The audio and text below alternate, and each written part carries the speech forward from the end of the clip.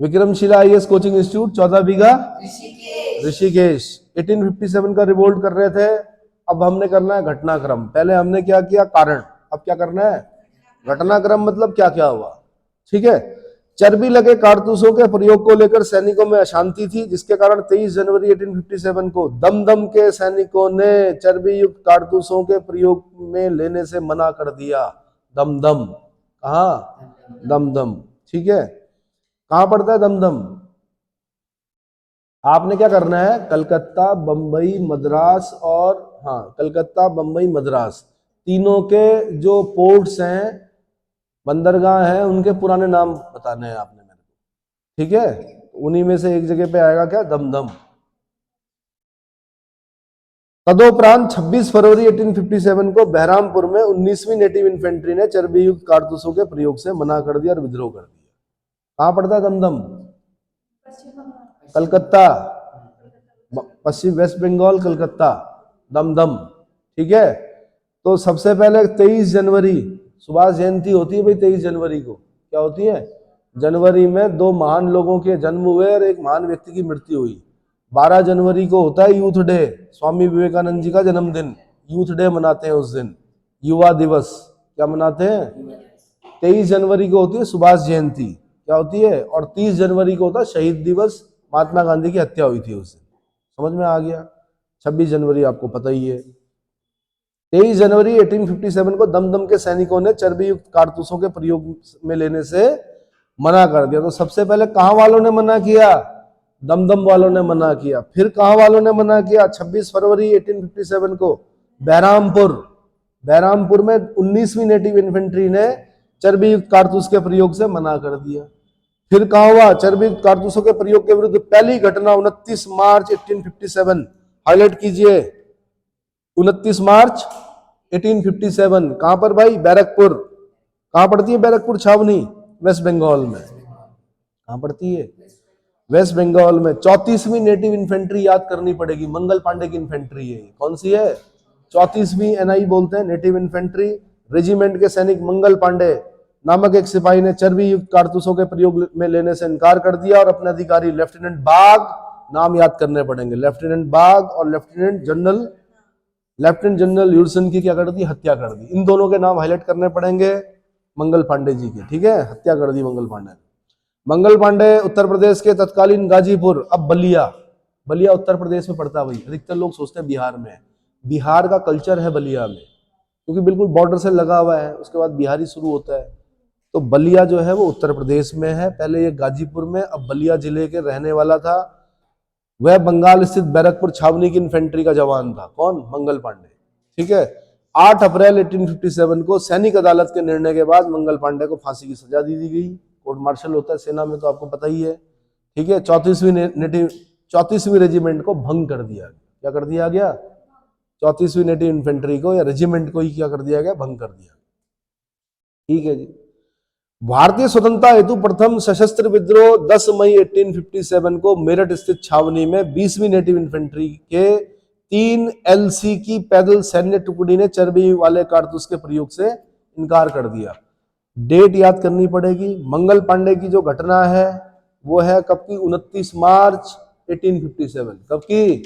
29 मार्च 1857। मेरठ की जो घटना है वो है आपकी कब की? 10 मई 1857। जबकि क्रांति का जो तारीख थी वो तय हुई थी कौन सी? 31 मई 1857। तो भाई 31 मई तक अगर रुक जाते तो शायद विद्रोह का स्वरूप और बड़ा हो सकता था, लेकिन 31 मई की जगह क्या हो गया? 29 मार्च 1857 को ही मंगल पांडे ने क्या कर दिया? विद्रोह कर दिया एक तरह से। उसके बाद 10 मई 1857 को मेरठ स्थित छावनी में 20वीं नेटिव इन्फेंट्री के 3 LC की पैदल सैन्य टुकड़ी ने चर्बी वाले कारतूस के प्रयोग से इनकार कर दिया, विद्रोह कर दिया। शीघ्र ही विद्रोहियों ने अपने उच्चाधिकारियों की हत्या कर दी, दिल्ली की ओर रवाना हो गए। 11 मई को प्रातः विद्रोहियों ने दिल्ली पर अधिकार करके मुगल बादशाह बहादुर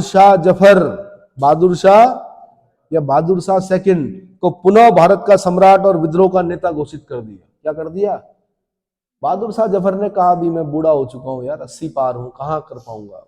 पर फिर होता ही है, जब जोश होता है तो क्या, कीमत भी चुकानी पड़ी बहादुर शाह जफर को। दिल्ली विजय का समाचार समूचे देश में फैल गया। देखते देखते विद्रोह ने अपनी चपेट में कानपुर, लखनऊ, बरेली, जगदीशपुर, झांसी, अलीगढ़, रुहेलखंड, इलाहाबाद, ग्वालियर, इन सबको ले लिया। उत्तर भारत में हो रहा था विद्रोह, कहाँ? दक्षिण भारत पे कोई प्रभाव नहीं पड़ा। समझ में आया? कहाँ कहाँ भाई? कानपुर, लखनऊ। अब आपको नेता पता है कानपुर में कौन है? बिठूर कानपुर, तो नाना साहब होंगे, है ना। लखनऊ में कौन होगी? बेगम हजरत महल होगी। बरेली में कौन होंगे? बरेली में क्या बताया था मैंने? खान बहादुर खान। जगदीशपुर, अरा बिहार के कौन? कुंवर सिंह, है ना। झांसी में कौन? मणिकर्णिका, रानी लक्ष्मीबाई। अलीगढ़, रोहेलखंड, इलाहाबाद, ग्वालियर, इन सब जगह क्या हो गया? चपेट में ले लिया। कानपुर में 5 जून 1857 को विद्रोह की शुरुआत हुई। भाई डेट याद करनी पड़ेगी आपको। 5 जून 1857, ग्रुप सी के लिए। आईएएस में नहीं पूछेगा, क्रम पूछेगा आईएएस में। क्या पूछेगा? क्रम। यहां पर पेशवा बाजीराव सेकंड के दत्तक पुत्र, किसके? बाजीराव सेकंड के दत्तक पुत्र नाना साहब धोंदू पंत ने विद्रोह का नेतृत्व प्रदान किया, जिसमें उनकी सहायता किसने की? तात्या तोपे ने की। किसने की? तात्या तोपे ने की। नाना साहब लगातार पराजयों को झेलने के बाद अंततः नेपाल चले गए, जहां से वे जीवन के अंतिम सांस तक अंग्रेजों से लड़ते रहे। नाना साहब ने अंग्रेजों को चुनौती देते हुए कहा था, जब तक मेरे शरीर में प्राण है। क्या है? कथन याद करना पड़ेगा। ये कथन किसका है? जब तक मेरे शरीर में प्राण है, मेरे और अंग्रेजों के बीच जंग जारी रहेगी। चाहे मुझे मार दिया जाए, कैद कर लिया जाए, फांसी पे लटका दिया जाए, मैं हर बात का जवाब तलवार से दूंगा। किससे दूंगा?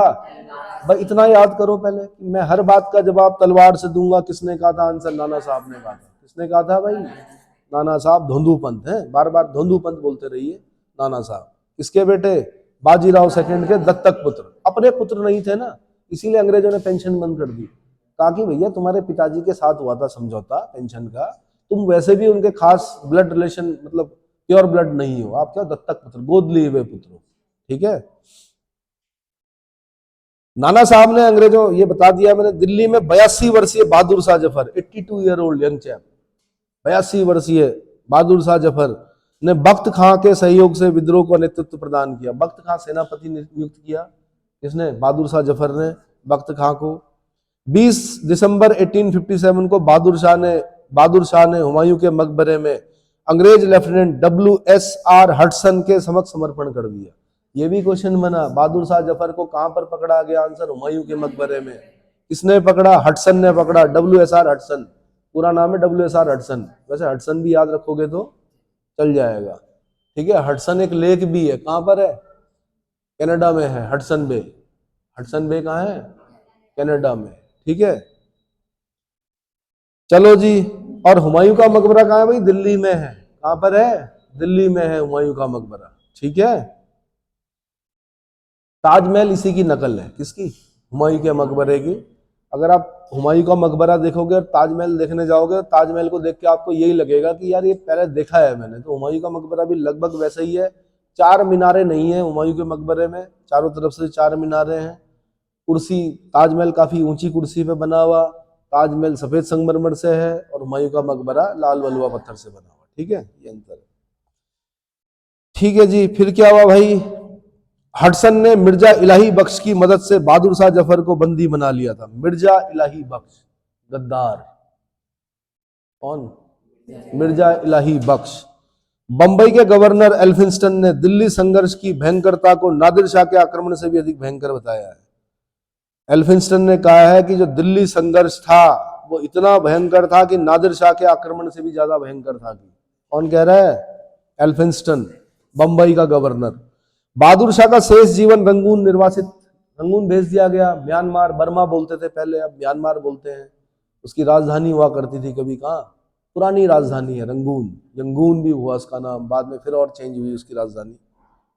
ठीक है। तो बर्मा में ही बहादुर शाह जफर की मजार पर लिखा हुआ है कि कितना बदनसीब है जफर, तू दफन के लिए 2 गज जमीन न मिली कुचाए यार में, यानी दफनाने के लिए 2 गज जमीन भी नहीं मिली। किसको? बहादुर शाह जफर को। बहादुर शाह की जो कब्र है वो खाली है भारत में आज भी, उसमें बहादुर शाह जफर को नहीं लाया गया। लखनऊ में 4 जून 1857 में विद्रोह की शुरुआत हुई। बेगम हजरत महल ने 4 जून 1857 याद करना पड़ेगा भाई, बेगम हजरत महल याद करना पड़ेगा, उसका बेटा ब्रिजेश कादिर याद करना पड़ेगा, ठीक है। नवाब घोषित किया और ब्रिजेश कादिर को नवाब घोषित किया। बेगम हजरत महल ने लखनऊ स्थित ब्रिटिश रेजिडेंसी पर क्या कर दिया, आक्रमण कर दिया। लखनऊ के बाद बेगम हजरत महल ने मौलवी अहमदुल्ला के साथ शाहजहांपुर में भी विद्रोह को नेतृत्व प्रदान किया। वे शीघ्र पराजित हो गए और भागकर नेपाल चली गई, जहां उनकी गुमनाम मौत हो गई। किसकी, मुमताज महल, तो मुमताज महल के नाम में, सॉरी, बेगम हजरत महल, बेगम हजरत महल की गुमनाम मौत हो गई कहाँ, नेपाल में। तो नाना साहब भी नेपाल भागे, बेगम हजरत महल भी कहाँ, नेपाल भाग गई, गुमनाम मौत हो गई। झांसी, झांसी की स्पेशल डेट याद करनी पड़ेगी आपको, है ना। 2 जून की रोटी समझते हो, 2 जून की रोटी, 2 जून का मतलब खाना पीना जो नहीं बोलते, तो वहां से याद रखना 4 जून की, 4 जून, 4 जून याद रखना। 4 जून 1858 को रानी लक्ष्मीबाई के नेतृत्व में विद्रोह की शुरुआत हुई, जिसमें रानी ने अपने साहसी नेतृत्व में अंग्रेजों के साथ वीरतापूर्वक युद्ध किया। परंतु झांसी के पतन के बाद रानी लक्ष्मीबाई ग्वालियर की ओर प्रस्थान कर गई। कहा जाता है कि झांसी की रानी जीत जाती अगर सामने मंदिर ना होता, तोप के आगे मंदिर आ गया और अंग्रेज मंदिर के पीछे छुप गए। कहाँ छुप गए, तो तोपची ने कहा अभी रानी साहिबा उड़ा देते हैं, रानी ने कहा नहीं, मंदिर नहीं उड़ाना, मंदिर की वजह से क्या हो गया, गड़बड़ हो गई, वरना झांसी की रानी शायद जीत सकती थी, ठीक है। ग्वालियर जाना पड़ा। ग्वालियर में तात्या तोपे बचपन के मित्र थे, तात्या तोपे के साथ विद्रोह का नेतृत्व प्रदान किया। अनेक युद्धों में अंग्रेजों को पराजित करने के बाद अंग्रेजी जनरल हीरोज से लड़ते हुए 17 जून 1858 को वीरगति को प्राप्त हुई। वीरगति को रानी लक्ष्मीबाई की मृत्यु पर जनरल हीरोज ने कहा, क्वेश्चन पूछेगा यह कथन किसका है, हीरोज का है, भारतीय क्रांतिकारियों में यहां सोई हुई औरत अकेली मर्द है। क्या कहा, इतनी वीरता पूर्वक लड़ी कौन, झांसी की रानी, ठीक है। 1857 में स्वाधीनता संघर्ष को वीरांगना, जिनका मूल नाम मणिकर्णिका था, का जन्म 19 नवंबर 1835 को गोलघर वाराणसी में हुआ था। कहां पर हुआ था, गोलघर वाराणसी में हुआ था। जबकि इनकी मृत्यु कहां पर हुई, ग्वालियर में हुई। जन्म स्थान गोलघर वाराणसी, मृत्यु स्थल ग्वालियर। यहीं पर इनकी समाधि भी है। क्वेश्चन पूछेगा आपसे, रानी लक्ष्मीबाई की समाधि कहाँ है, आंसर ग्वालियर में है। तानसेन का मकबरा कहाँ है, वो भी ग्वालियर में है, तानसेन का मकबरा। रामतनु पांडे, पक्का, ठीक है। तात्या तोपे, जिनका वास्तविक नाम रामचंद्र पांडुरंग था, क्या था, रामचंद्र पांडुरंग। कौन, तात्या तोपे, तात्या तोपे। ग्वालियर के पतन के बाद वे अप्रैल 1859 में नेपाल चले गए, जहां पर एक जमींदार मित्र मान सिंह के विश्वासघात के कारण पकड़े गए और 18 अप्रैल 1859 को फांसी पर लटका दिए गए। तात्या तोपे की गिरफ्तारी मध्य भारत में 1857 के विद्रोह की अंतिम घटना थी। मध्य भारत में 1857 के विद्रोह की अंतिम घटना किसे माना जाता है, आंसर तात्या तोपे की गिरफ्तारी, तात्या तोपे की गिरफ्तारी। दोस्त था एक मान सिंह, उसने पकड़वा दिया, इसीलिए बोला जाता है, हे भगवान, मैं अपने शत्रुओं से तो सावधान रहता हूं, मुझे मेरे मित्रों से भी सावधान रखना। कौन सा मित्र कब क्या कर दे, विश्वासघात कर दे। अपने मित्र को मित्रता करने से पहले बोल देना कि विष दे देना भाई, विश्वासघात मत देना। क्या दे देना, अरे ऐसे मत देखो भाई आपस में, है ना। 1857 के स्वतंत्रता संग्राम में तात्या तोपे को इटली का गैरीबाल्डी की संज्ञा दी गई। इटली का गैरीबाल्डी की संज्ञा किसे दी जाती है, आंसर तात्या तोपे को दी जाती है। इटली जब आप पढ़ रहे होंगे, वहां पे गैरीबाल्डी का नाम आता है, बड़ा प्रसिद्ध व्यक्तित्व है, ठीक है। उनसे तुलना की गई है कि इटली का गैरीबाल्डी, है ना, तात्या तोपे। तात्या तोपे नाना साहब के कमांडर इन चीफ थे। नाना साहब कौन, पेशवा, है ना, दत्तक पुत्र किसके, बाजीराव सेकंड के। जगदीशपुर, अब आगे आते हैं, जगदीशपुर आरा बिहार, यहाँ के जमींदार थे एक कुंवर सिंह। कौन, बहुत बड़ी उम्र के थे लेकिन बड़े उत्साही जिन्हें बोलते हैं, ठीक है। 1857 के विद्रोह के समय विद्रोह का झंडा फहराया। अदम्य साहस, वीरता और सेना नायकों जैसा आदर्श गुण के कारण 1857 के विद्रोह के समय कुंवर सिंह को बिहार का सिंह कहा गया। क्या कहा गया, बिहार का शेर कौन है, कुंवर सिंह है, ठीक है। उन्होंने विद्रोह की मशाल को रोहतास, मिर्जापुर, रीवा, बांदा और लखनऊ तक फहराया। अपने जीवन के अंतिम युद्ध में उन्होंने अंग्रेजों को भारी क्षति के साथ परास्त किया। साथ ही युद्ध में जख्मी हो जाने के कारण 26 अप्रैल 1858 को इनकी मृत्यु हो गई। क्या हो गई? फैजाबाद, फैजाबाद जहां कभी अयोध्या फैजाबाद डिस्ट्रिक्ट में पड़ता था, अब अयोध्या अलग डिस्ट्रिक्ट है, ठीक है। फैजाबाद में 1857 के विद्रोह में मौलवी अहमदुल्ला ने अपना नेतृत्व प्रदान किया। किसने? मौलवी अहमदुल्ला ने अपना नेतृत्व प्रदान किया। फैजाबाद के विद्रोह के नेता मौलवी अहमदुल्ला मूलतः अर्काट, तमिलनाडु के निवासी थे। कहाँ के? अर्काट। वैसे आपने भी पढ़ा होगा कभी, कर्नाटक साम्राज्य की राजधानी हुआ करता था कौन? अर्काट। कर्नाटक में पढ़ा था, वही अर्काट। अब वो तमिलनाडु में पड़ता है। कहाँ पड़ता है? अर्काट के निवासी थे। विभिन्न धर्मानुयायियों को आह्वान करते हुए अहमदुल्ला ने कहा था, सारे लोग अंग्रेज काफिरों के विरुद्ध खड़े हो जाओ। क्या हो जाओ?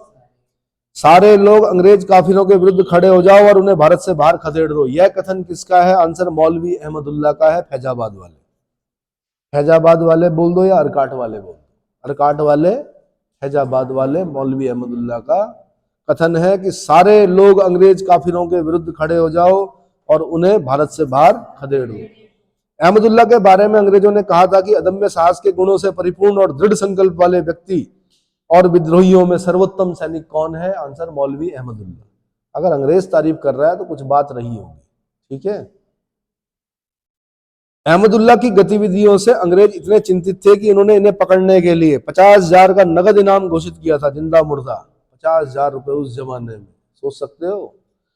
5 जून 1858 को रोहिलखंड की सीमा पर पवैया में इनकी गोली मारकर हत्या कर दी गई, है ना। पवैया मेरे ख्याल से ग्वालियर का पुराना नाम है, पद्म पवैया। क्या है? ग्वालियर का प्राचीन नाम क्या है? पद्म पवैया। चेक कर लेना एक बार। रोहिलखंड, रोहिले, लेकिन ये अलग है भाई, पवाया है ये, पवाया, ये पवैया नहीं है, ये पवाया है। पवाया नामक स्थान पर इनकी गोली मारकर हत्या कर दी गई। किसकी? मौलवी अहमदुल्ला की। ग्वालियर का पुराना नाम शायद पद्म पवैया है। एंशिएंट नेम ऑफ ग्वालियर ढूंढो, कहीं पर मिल जाएगा। पद्म पवैया नहीं है, देख लेना एक बार। रोहिलखंड में कौन थे भाई? खान बहादुर खान। रोहिलखंड बरेली, रोहिलखंड बरेली वाला जो रीजन है, खान बहादुर खान 1857 के विद्रोह को नेतृत्व प्रदान किया। इन्हें मुगल सम्राट बहादुर शाह द्वितीय ने सूबेदार के पद पर नियुक्त किया था। कालांतर में इन्हें पकड़कर फांसी दे दी। क्या कर दिया गया? 1857 के विद्रोह में प्रमुख कर्णधार थे राणा तुलाराम, तात्या तोपे, नाना साहब, मौलवी अहमदुल्ला, बेगम हजरत महल, रानी लक्ष्मीबाई, राजा कुंवर सिंह और अमर सिंह। क्लियर हो गया। असम में 1857 के विद्रोह के समय वहां के दीवान मनीराम दत्त ने वहां के अंतिम राजा के पोते कंदपेश्वर सिंह को राजा घोषित करके विद्रोह की शुरुआत की। शीघ्र ही विद्रोह असफल हुआ, मनीराम को फांसी दे दी गई। मनीराम का नाम याद रखना है, कंदपेश्वर का नाम याद रखना है, ठीक है। कोटा राजस्थान में एक भारतीय सैन्य टुकड़ी ने विद्रोह करके अंग्रेज एजेंट मेजर बर्टन की हत्या कर दी। विद्रोह किया परंतु विद्रोह को कुचल दिया गया। मेजर बर्टन की हत्या कहां पर हुई? कोटा राजस्थान, चंबल नदी के किनारे। कोटा कहां पड़ता है? चंबल के किनारे, ठीक है। चंबल एक नदी है, बीहड़ों के लिए जानी जाती है। किसके लिए जानी जाती है? पान सिंह तोमर, है ना। तो कोटा राजस्थान, वहां पर भी छोटा मोटा एक विद्रोह हुआ, सैन्य टुकड़ी ने विद्रोह किया। फिर उड़ीसा के संबलपुर के राजकुमार सुरेंद्र शाही और उज्जवल शाही ने विद्रोह किया। सुरेंद्र शाही और उज्जवल शाही का नाम याद करना है आपने। उड़ीसा में संबलपुर राजकुमार थे ये लोग। गंजाम में सावरों ने राधा कृष्ण दंडसेन के नेतृत्व में पराल की मेडी में विद्रोह किया। पराल की मेडी जगह का नाम है। राधा कृष्ण दंडसेन उड़ीसा में थे, इन्होंने विद्रोह किया। पंजाब, जिसका अधिकांश हिस्सा विद्रोह से अलग रहा, में 9वीं अनियमित सेना घुड़सवार, कैवलरी बोलते हैं घुड़सवार सेना को, कि वजीर खां ने अजनाला में विद्रोह किया। कुल्लू में राणा प्रताप सिंह और वीर सिंह ने विद्रोह का नेतृत्व किया, लेकिन शीघ्र ही इनको फांसी दे दी। क्या कर दिया गया? ये बड़ी अजीब सी बात है कि पंजाब का अधिकांश हिस्सा विद्रोह से अलग रहा, लेकिन एक छोटा सा विद्रोह हुआ कैवलरी वजीर खां ने अजनाला में विद्रोह किया, कुल्लू में राणा प्रताप सिंह ने और वीर सिंह ने विद्रोह किया, इनको फांसी दे दी गई।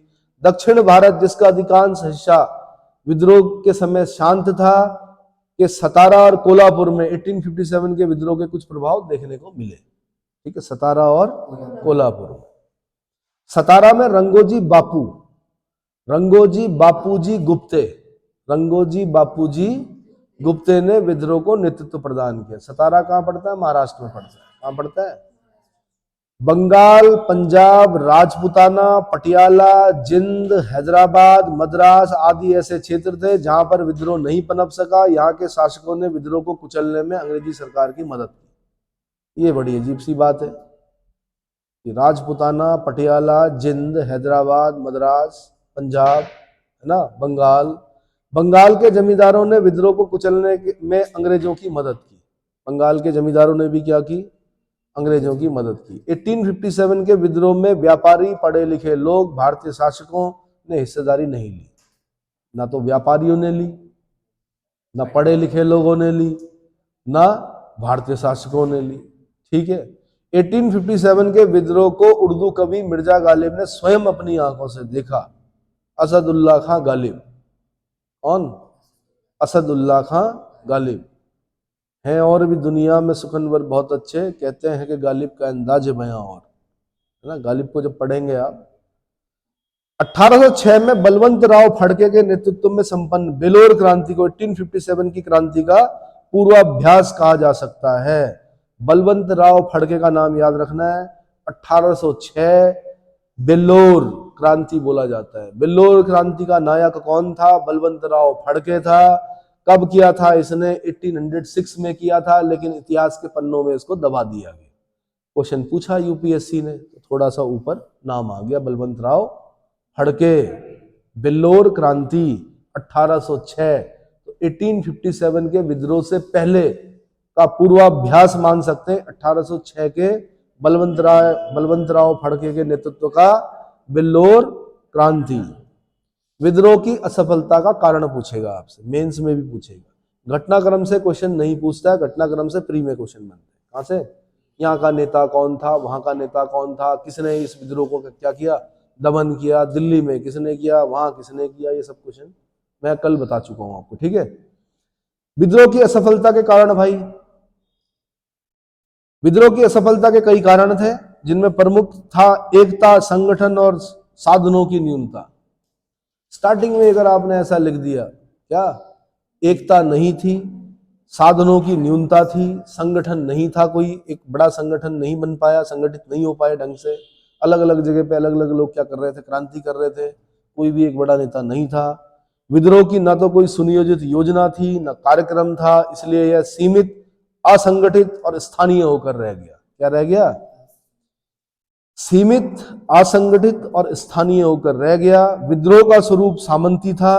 एक तरफ अवध, रुहेलखंड और उत्तरी भारत के सामंतों ने विद्रोह का नेतृत्व किया, वहीं पटियाला, जिंद, ग्वालियर, हैदराबाद के राजाओं ने विद्रोह के दमन में सरकार की भरपूर मदद की।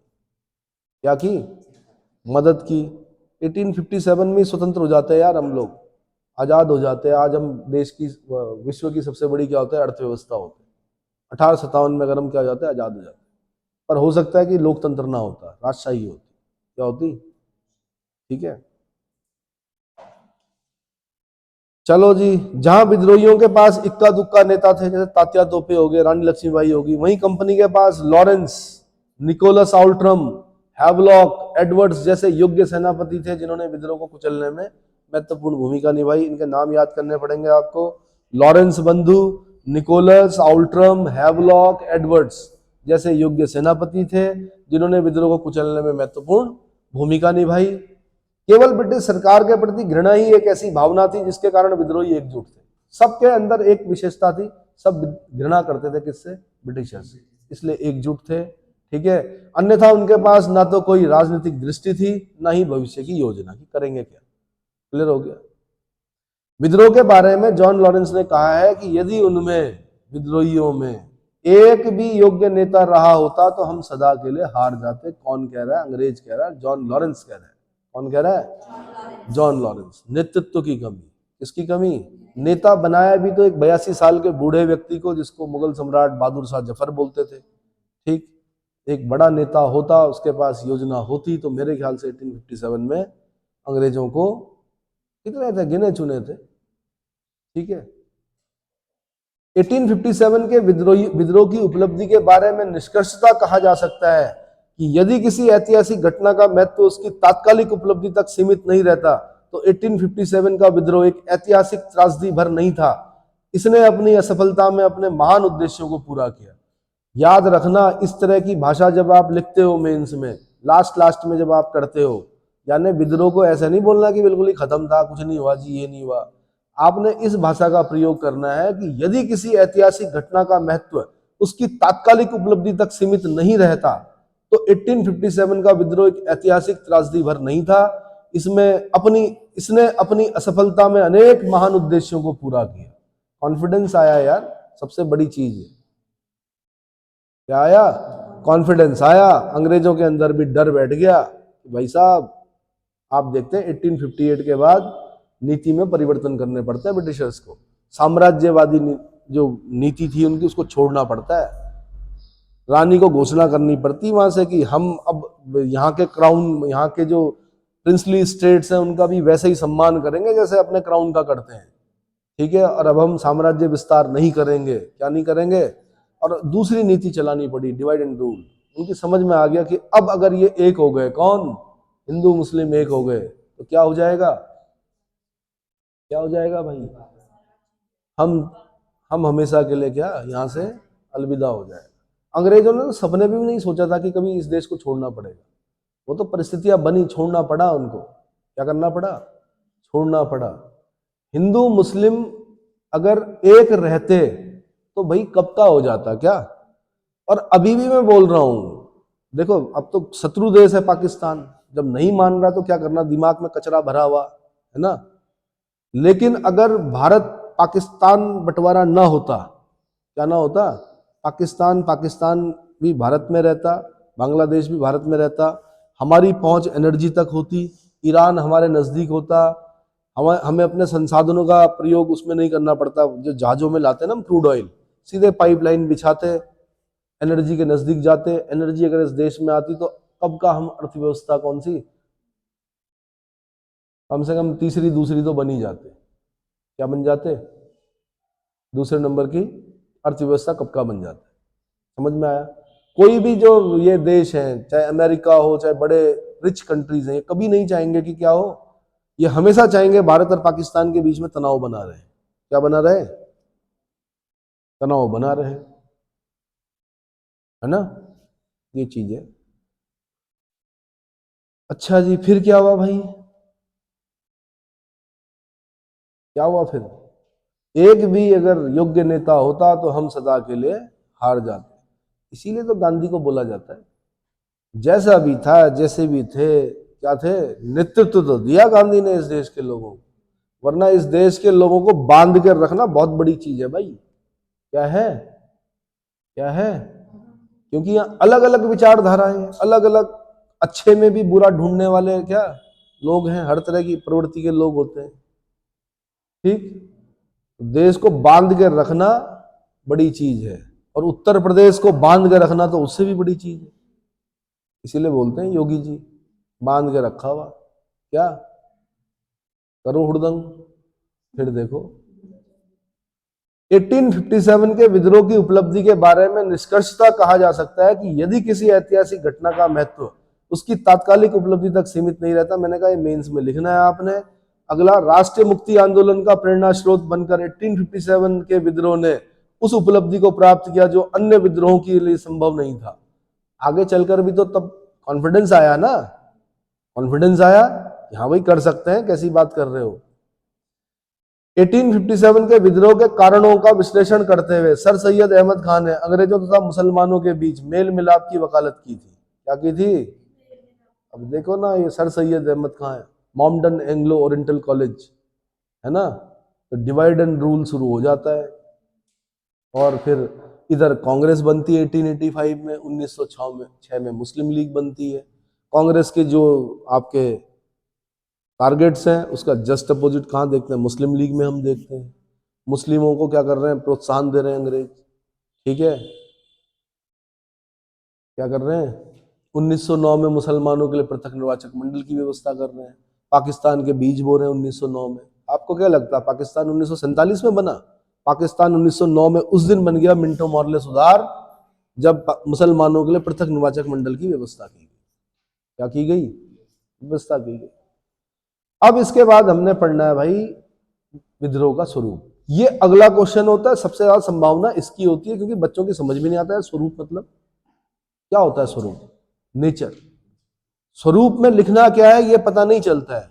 आगे बता रहा हूं मैं क्या लिखना है, ठीक है। 1857 के विद्रोह के स्वरूप के बारे में इतिहासकारों में मतभेद है। आपने मेंस में भी ऐसे लिखना है भाई, मतभेद है। यह विवाद मुख्यतः 3 बिंदुओं पर आधारित है। विवाद क्या है? कोई बोलता है सैनिक विद्रोह है, कोई बोलता है एक राष्ट्रीय संघर्ष है, कोई बोलता है मतलब राष्ट्रीय संघर्ष या भारतीय स्वतंत्रता का प्रथम संघर्ष बोलता है, कोई बोलता है कि सामंतीय असंतोष और उस पर प्रतिक्रिया है।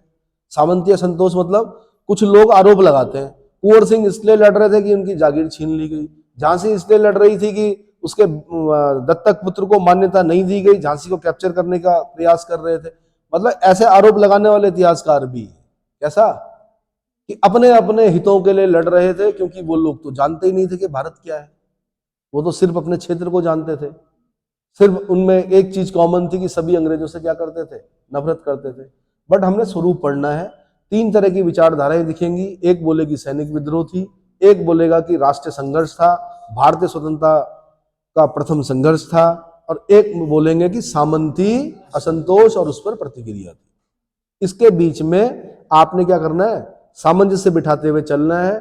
और मुझे लगता है कि आपको मतलब इसको भारतीय स्वतंत्रता का प्रथम संघर्ष क्या करना चाहिए। अगर उसने ये क्वेश्चन ना पूछा कि ना तो ये पहला, ना प्रथम, ना स्वतंत्रता संग्राम था, अगर ऐसा क्वेश्चन नहीं पूछा है, तब आपको क्या करना पड़ेगा, ऐसे बताना पड़ेगा। जब वो वैसे पूछेगा तब उसके हिसाब से बताना। समझ में आ गया? अधिकतर अंग्रेज इतिहासकार 1857 के विद्रोह को एक सैनिक विद्रोह भर मानते हैं, जिनमें अग्रणी है सर जॉन सीले। सर जॉन सीले कहते हैं कि ये क्या था, सैनिक विद्रोह भर था। सीले के अनुसार यह विद्रोह 1857 पूरी तरह देशभक्ति से रहित था, स्वार्थपूर्ण सैनिक विद्रोह था, जिसका ना तो कोई देशज नेतृत्व था और ना ही कोई जन समर्थन। जानबूझ के लिखा जाता है ऐसा। क्या लिखा जाता है? क्या लिखा जाता है भाई? अगर आपके भी कोई 2 रैप्टे मार दे, रैपट समझते हो, रैपट समझते हो, उसके बाद जब और लोग आपसे पूछेंगे कि क्या हुआ था, आप क्या करोगे कि सामने जिसने आपके 2 क्या मारे, रैपट ही बोलते हैं, 2 चांटे मारे हैं, आप बोलोगे कि उसने 2 उसने मारे, 2 मैंने मारे। क्या आत्मा आपकी जानती है कि भाई बहुत तेज, क्या कान हिल गए हैं, लेकिन क्या है, इतिहास भी ऐसे लिखा गया। इतिहास लिखने वाले कौन थे? अंग्रेज थे। उन्होंने निंदा तो करनी थी, उन्होंने कहा भाई ये सैनिकों का क्या था, क्या था, ये सैनिक विद्रोह भर था। और सर जॉन सीले कहते हैं कि स्वार्थपूर्ण सैनिक विद्रोह था। कैसा था? अब अंग्रेज तो लिखेगा ना ऐसा, स्वार्थपूर्ण सैनिक विद्रोह था, जिसका ना तो कोई देशज नेतृत्व था और ना ही कोई जन समर्थन नहीं था। यार इस देश में क्या होता है पता है आपको? जब सेनाएं जाती हैं ना युद्ध के लिए, तो क्या करते हैं कि लोग मिलने आते हैं उनसे। क्या करने आते हैं? और सामान लेकर आते हैं। क्या लेके आते हैं? जब गाड़ियां जा रही, आज भी है परंपरा कि जब कभी युद्ध हो रहा होगा, जब कारगिल हुआ था तब का याद है मुझे, तो सारे बच्चे, महिलाएं, पुरुष, बूढ़े, जवान जितने भी होते हैं, तो ये परंपरा है कि जो हमारे लिए लड़ने जा रहे हैं, तो कोई अचार लेके आता है, कोई क्या लेके आता है, दही लेके आता है, कोई कुछ ना कुछ लेके आता है कि भाई सैनिक जा रहे हैं, पता नहीं भाई अब क्या, युद्ध में तो कई चीजें होती हैं, वीरगति को भी प्राप्त हो सकते हैं, तो उनसे मिलने आते हैं। यार इन्होंने किया होगा तो इनको जन समर्थन नहीं मिला होगा क्या? पर ऐसा मत लिखना जो मैं बता रहा हूं। मैं आपको बता रहा हूं कि अंग्रेजों ने ऐसा लिखा कि कोई जन समर्थन नहीं था। आगे 1857 विद्रोह को सिर्फ सैनिक विद्रोह ही नहीं माना जा सकता भाई, क्योंकि इसमें किसानों और असैनिक लोगों की भी भागीदारी थी। किसकी? किसानों की भागीदारी थी, असैनिक लोगों की भागीदारी थी। इसलिए सैनिक विद्रोह को विद्रोह का एक कारण भर नहीं माना जा सकता। एक बार आपने बताना जॉन सीले ऐसे कह रहा है, दूसरे में उसका विरोध करना है कि ऐसा नहीं है, किसान भी थे, गरीब भी थे, है ना, सैनिक भी थे। फिर दूसरा, कुछ अंग्रेज इतिहासकार द्वारा 1857 के संग्राम को कट्टरपंथियों द्वारा ईसाइयों के विरुद्ध संग्राम, एलियार रीज कहते हैं ऐसा, एलियार रीज एक अंग्रेज वो है, वो कहता है कि 1857 का जो संग्राम था वो कट्टरपंथियों द्वारा ईसाइयों के विरुद्ध संग्राम था। मतलब हम हो गए कट्टर, तुम हो गए क्या, और ईसाइयों के विरुद्ध करेंगे हम संग्राम, ईसाइयों के विरुद्ध। भाई हम करोड़ों में थे, तुम कितने थे, तुम लाख में थे, कितना धर्म प्रचार कर लेते तुम तो लगे हुए थे क्या करने पे कि ईसाई बनो ईसाई बनो। वो चल रही है प्रोसेस अभी भी देश में, क्या चल रही है, ईसाई बनो। अभी भी इक्का दुक्का आपको मिल जाएंगे उत्तराखंड में, कैसी गढ़वाली बाइबल लेते हुए घूमते हुए कुछ महिलाएं मिल जाएंगी, गढ़वाली में बाइबल देंगी आपको, तब यीशु मसीह जन बोलीबल, है ना। हाँ, ऐसा लिखा होता उसमें, समझ में आया। अरे क्या पता आप, चलो। तो भाई एलियार रीज समझ में आ गया। सभ्यता और बर्बरता के बीच संघर्ष, सभ्य कौन, अंग्रेज, बर्बर कौन, हम। सभ्यता और बर्बरता के बीच संघर्ष कौन कहता है, टी.आर. होम्स कहता है। कौन कहता है, टी.आर. होम्स। इसकी एक किताब भी पढ़ी थी हमने शायद, कौन सी किताब पढ़ी थी बताओ, पढ़ी थी कोई, टी.आर. होम्स की history of Indian mutiny. History of Indian mutiny में लिखता है सभ्यता और बर्बरता के बीच, इसके नंबर मिलेंगे लिखने के, टी.आर. होम्स ऐसा कहता है, एलियार रीज ऐसा कहता है, ठीक है। ये बिल्कुल प्रासंगिक नहीं है, लिखना है आपने, ये बिल्कुल भी प्रासंगिक नहीं है भाई, ठीक है। 1908 में प्रकाशित विनायक दामोदर सावरकर की पुस्तक first war of Indian independence, कौन सी, भारत का प्रथम स्वतंत्रता संग्राम, ने इस धारणा को जन्म दिया कि 1857 का विद्रोह एक सुनियोजित राष्ट्रीय स्वतंत्रता संग्राम था। क्या था, तो यही लाइनें देते हैं वो क्वेश्चन में। अगर ऐसा पूछा तो आपको सिद्ध करना पड़ेगा कि हाँ ये एक सुनियोजित राष्ट्रीय स्वतंत्रता संग्राम था, और अगर ऐसा पूछेगा ना तो पहला ना स्वतंत्रता संग्राम, तब आपको वैसा लिखना पड़ेगा। आपने इमोशनल नहीं होना है, जैसा पूछा गया है वैसा उसको सिद्ध करना है। आप क्या करना है, वहां पे अपने इमोशंस मत डालना, क्योंकि क्वेश्चन के हिसाब से ही उत्तर लिखा जाता है, देखा जाता है कि आप उसको कन्वर्ट कर पा रहे हो कि नहीं कर पा रहे हो। बाकी हृदय में देशभक्ति रखना, उन सभी लोगों के प्रति सम्मान रखना जिन्होंने इस 1857 के रिवोल्ट में क्या किया, भाग लिया, जो शहीद हुए, उनके प्रति सम्मान रखना है। समझ में आ गया। लेकिन मैंने कहा क्योंकि यूपीएससी के जो कॉपी चेक होती है, वामपंथी इतिहासकार होते हैं उसमें अधिकतर, वामपंथी इतिहासकार ने जब प्रश्न बना दिया तो वामपंथ के हिसाब से ही उसको लिखना पड़ता है, ठीक है। राष्ट्रवादी अगर कोई इतिहासकार है, उसका प्रश्न अगर वैसा पूछा गया तो उसका उत्तर भी वैसे ही लिखना पड़ता है, ठीक है। When at Rome, do as the Roman do। Savarkar के मत में सहमति व्यक्त करते हुए डॉक्टर एस.एन. सेन ने अपनी पुस्तक 1857 में विचार व्यक्त किया है कि जो कुछ धर्म के लिए लड़ाई के रूप में शुरू हुआ वह स्वतंत्रता संग्राम के रूप में समाप्त हुआ। जो कुछ धर्म के लिए लड़ाई के रूप में शुरू हुआ वह स्वतंत्रता संग्राम के रूप में समाप्त हुआ। किसका कथन है, आंसर एस.एन. सेन का है। एस.एन. सेन की पुस्तक का नाम है 1857, ठीक है। सावरकर और सेन के विचारों के प्रति पूर्ण असहमति व्यक्त करते हुए रमेश चंद्र मजूमदार, कौन, वामपंथी इतिहासकार रमेश चंद्र मजूमदार कहते हैं तथाकथित प्रथम राष्ट्रीय संग्राम न तो पहला, न राष्ट्रीय, न स्वतंत्रता संग्राम था, ना ही स्वतंत्रता संग्राम था। अब यार तुम बच्चों को जैसा पढ़ाओगे बचपन से, उनके दिमाग में वैसे ही आएगा। अगर आपको ये पढ़ाया जाएगा कि आपके देश में खत्म थे लोग, तो वो यही मान के रहेगा बेकार थे। अगर आप उनके प्रति क्या भाई, क्योंकि मैंने कहा ना इतिहास को कई जगह पर क्या तोड़ मरोड़ कर लिखा गया।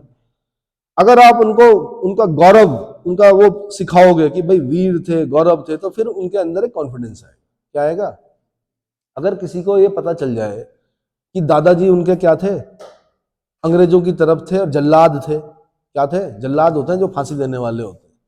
तो यार अगर परदादा बना या परदादा में जल्लाद थे और अंग्रेजों के वेतन भोगी थे और फांसी देते थे उन क्रांतिकारियों को, क्या कि भगत सिंह, सुखदेव और राजगुरु को फांसी देने वाला जो जल्लाद था वो परदादा था किसी का, उस व्यक्ति के मन में क्या आएगा, भाव। या आप उस व्यक्ति को किस भाव से देखेंगे, उसकी गलती थोड़ा है, उसके तो परदादा रहे होंगे ना उस जमाने में, या किसी को यह पता चल जाए कि वो उस क्रांतिकारी के वंश में है, तो उसके अंदर दूसरा भाव आएगा।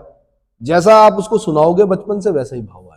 समझ में आया? रमेश चंद्र मजूमदार कहते हैं ना तो पहला, ना स्वतंत्रता संग्राम, ना ही राष्ट्रीय। ठीक है। डॉक्टर एस बी चौधरी ने 1857 के विद्रोह को सामंती क्षोभ कहा है। उन्होंने कहा सामंतों की वो नाराजगी थी कि ये कौन कहते हैं? एस बी चौधरी कहते हैं।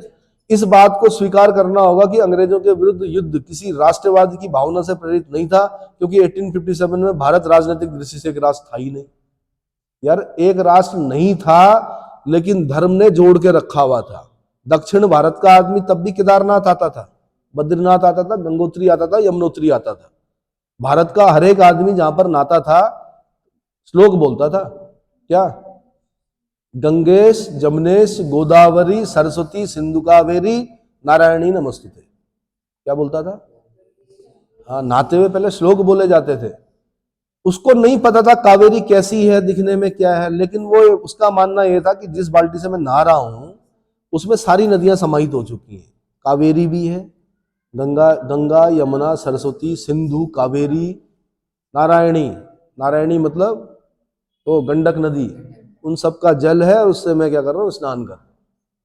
तो यार अगर दक्षिण भारत में, उत्तर भारत में, इधर उधर शंकराचार्य जी ने हमारी कब मठों की स्थापना कर दी? क्या एक भारत नहीं था? हाँ, मैप रीडिंग नहीं करते थे आपकी तरह, जैसे यूपीएससी वाले करते हैं मैप बना बना, वो नहीं करते थे। हो सकता है मैप भी ना पता हो उन्हें, लेकिन उनको पता था कि ये मेरा व्यक्ति है। क्या है? ये मेरा व्यक्ति है, मेरे धर्म से क्या है, सब धर्म ने जोड़ के रखा हुआ था। ठीक है। बाद में बोला गया धर्म तोड़ता है, कि कुछ लोगों ने सिखाया धर्म जोड़ने के लिए होता है। किस लिए होता है? जोड़ने के लिए होता है। जो आपको तोड़ रहा हो फिर वो धर्म नहीं है। ठीक है। इस बात को स्वीकार करना होगा कि अंग्रेजों के विरुद्ध युद्ध किसी राष्ट्रवाद की भावना से प्रेरित नहीं था, क्योंकि 1857 में भारत राजनीतिक दृष्टि से एक राष्ट्र ही नहीं था। कुल मिलाकर 1857 का विद्रोह मध्यकालीन व्यवस्था के विघटन की प्रक्रिया को रोकने और विगत स्थायी स्थिति के पुनर्स्थापना का अंतिम प्रयास था। क्या? मध्यकालीन व्यवस्था के विघटन की प्रक्रिया को रोकने, मेंस में लिखना है। क्या?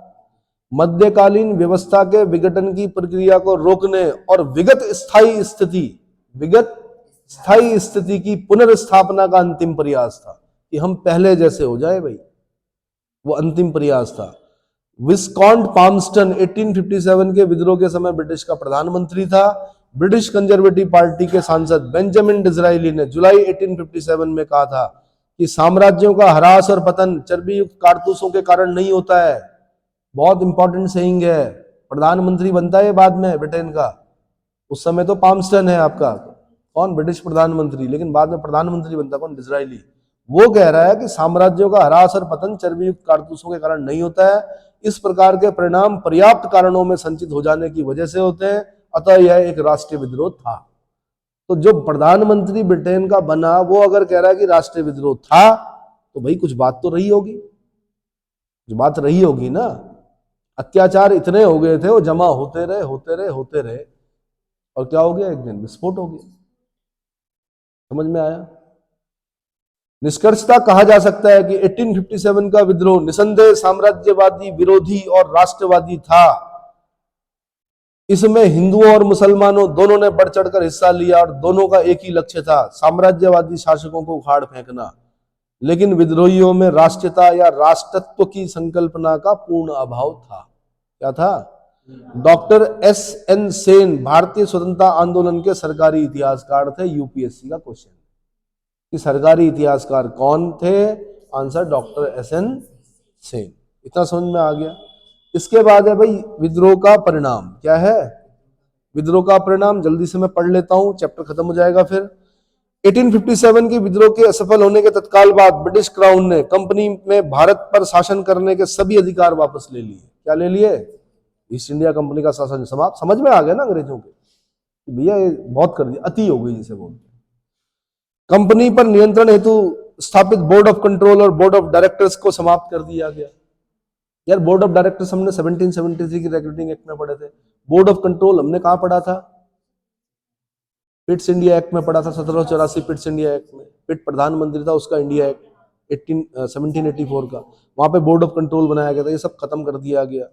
1 नवंबर, अच्छा उसकी जगह पे क्या बनाया गया, उसकी जगह पर भारत परिषद बनाई गई। क्या बनाई गई? भारत परिषद 1858 के एक्ट से, 15 सदस्य थे उसमें, साथ में secretary of state for India बनाया गया, जिसको भारत सचिव कहते हैं। बोला गया 1 नवंबर 1858 को इलाहाबाद में आयोजित दरबार में लॉर्ड कैनिंग ने महारानी की घोषणा को पढ़ा। इलाहाबाद में, प्रयागराज में लॉर्ड कैनिंग ने रानी की घोषणा को पढ़ा। बताओ ना, क्राउन हिल गया ब्रिटेन का यार, रानी वहां से घोषणा कर रही है। हालांकि रानी की घोषणा का कोई विधिक महत्व नहीं है, क्योंकि संसद का समर्थन नहीं था उसकी, पर रानी ने अपनी तरफ से घोषणा की। नहीं होता बचाने के लिए लास्ट में कि भाई लड़ो मत, ऐसा है, हम क्या नहीं करेंगे, अब गड़बड़ नहीं करेंगे, हम आपके धर्म का सम्मान करेंगे। समझ में आ गया उनके यार, बहुत मारा उन्होंने भारतीयों को, लेकिन जहां धर्म से छेड़छाड़ हुई उसके बाद जब उबाल आया तो अंग्रेजों की समझ में भी आ गया कि अब नहीं छेड़ना है। ठीक है, 1 नवंबर याद रखना आपने 1858, रानी की घोषणा लॉर्ड कैनिंग ने पढ़ी, इलाहाबाद में पढ़ी, प्रयागराज में पढ़ी। इस उद्घोषणा के तहत भारत में कंपनी के शासन को समाप्त कर भारत का शासन सीधे क्राउन के अधीन कर दिया गया। एक भारत मंत्री, ये 1858 के एक्ट से हुआ था, 1858 के एक्ट से, कि 1858 के एक्ट से कंपनी का शासन समाप्त कर दिया गया, भारत का शासन क्राउन के अधीन कर दिया गया। एक भारत मंत्री या भारत सचिव की नियुक्ति की गई, 15 सदस्य भारत परिषद बनाई गई। उद्घोषणा में गवर्नर जनरल कैनिंग को वाइसरॉय की उपाधि दी गई। क्या बोला गया? उपराजा, वाइसरॉय की उपाधि दी गई। भारत में ब्रिटिश साम्राज्य के विस्तार पर रोक, कहा गया भारत में ब्रिटिश साम्राज्य का और अधिक विस्तार नहीं किया जाएगा। कितनी बड़ी बात है, अभी तक हड़प रहे थे, कुछ कर रहे थे, बोला गया भारत में ब्रिटिश साम्राज्य के विस्तार पर रोक, लोगों के धार्मिक मामलों में हस्तक्षेप नहीं किया जाएगा। ये भी बड़ी बात है, कहां तो ईसाई बना रहे थे, है ना। सबको एक समान कानूनी सुरक्षा उपलब्ध कराई जाएगी, लोगों के प्राचीन अधिकारों और रीति रिवाजों के प्रति सम्मान व्यक्त किया गया, और वायदे क्राउन द्वारा भारतीय जनता से किए गए। किससे किए गए? भारत में एक व्यवस्थित शासन प्रणाली स्थापित हो सके, इसके लिए भारत सरकार अधिनियम 1858 पारित हुआ, जिसके द्वारा पिट्स इंडिया एक्ट के द्वारा की गई सारी व्यवस्थाएं समाप्त कर दी गई। 1857 के विद्रोह के बाद ब्रिटिश सरकार द्वारा सेना के पुनर्गठन के लिए पील कमीशन, IS का क्वेश्चन, समझ में आ गया कि भारतीय सैनिकों की संख्या कम करनी पड़ेगी, यूरोपीय संख्या क्या करनी पड़ेगी, बढ़ानी पड़ेगी। भारतीय सैनिक सब, हम अगर भारतीय सैनिक रखेंगे, दूसरा विद्रोह हो गया तो ये तो छोड़ने वाले नहीं है। पील कमीशन गठित किया गया, सेना का पुनर्गठन किया गया, सेना में भारतीय सैनिकों की तुलना में यूरोपियनों का अनुपात बढ़ा दिया गया। समझ में आ गया। सैनिकों की भर्ती के लिए एक रॉयल कमीशन गठित हुआ तथा बड़ी कुटिलता से फूट डालो और राज करो, फूट डालो और डिवाइड एंड रूल की नीति का अनुसरण करते हुए सेना की रेजिमेंटों को जाति, समुदाय, धर्म के आधार पर विभाजित किया गया। आज भी ऐसा ही है। Jat regiment, Sikh regiment, Gurkha regiment, Garhwal regiment, Kumaon regiment है कि नहीं है, Rajputana regiment, grenadier, Sikh line, तो वो पैटर्न चला आ रहा अभी तक। धर्म के आधार पर विभाजित किया गया। भारतीय रजवाड़ों के प्रति विजय और विलय की नीति का परित्याग करते हुए सरकार ने राजाओं को गोद लेने की अनुमति प्रदान की, गोद लेने की भी अनुमति प्रदान कर दी। वाइसरॉय कैनिंग के समय में 1861 का इंडियन हाई कोर्ट एक्ट, 1861 का इंडियन सिविल सर्विस एक्ट पारित किया गया। ये एक्ट पूछेगा आपसे, इंडियन हाई कोर्ट एक्ट कब? 1861 किसके समय? वाइसरॉय कैनिंग के समय में। इंडियन सिविल सर्विस एक्ट कब? 1861 कब? वाइसरॉय कैनिंग के समय। तो ये इसके परिणाम निकले। तो आपके जो क्वेश्चन बनेंगे ज्यादा संभावना स्वरूप की होती है, परिणाम की भी हो सकती है, विद्रोह की असफलता के कारण की हो सकती है, विद्रोह के कारणों की हो सकती है, क्यों विद्रोह हुआ। पहले छोटे क्वेश्चन तैयार करो, फिर मैं बताऊंगा कि और क्या होते हैं क्वेश्चन। क्लियर हुआ? इतना काफी। अब अगला चैप्टर जो होगा हमारा वो होगा अन्य जन आंदोलन, ठीक है, जिसमें हमने फकीर विद्रोह से लेके सन्यासी विद्रोह सब पढ़ने हैं, ठीक है। तो कल के लेक्चर में होंगे। चलो।